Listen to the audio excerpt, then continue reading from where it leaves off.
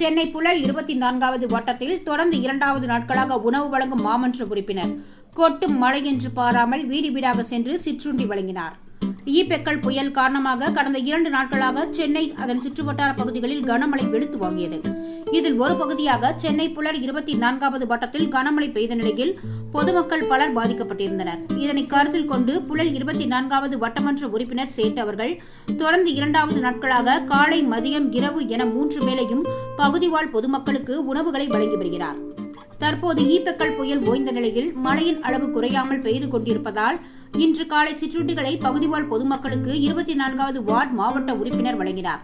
மேலும் பாதிக்கப்பட்ட 10 பேருக்கும் மேற்பட்ட குடும்பத்தினருக்கு அருகில் உள்ள அரசு பள்ளியில் தங்க வைத்து அவர்களுக்கு அத்தியாவசிய பொருட்களான பாய், தலையணை, பிரெட், பால் மற்றும் உணவு போன்றவை வழங்கி பாதுகாப்பான முறையில் தங்க வைத்துள்ளார் என்பது குறிப்பிடத்தக்கது.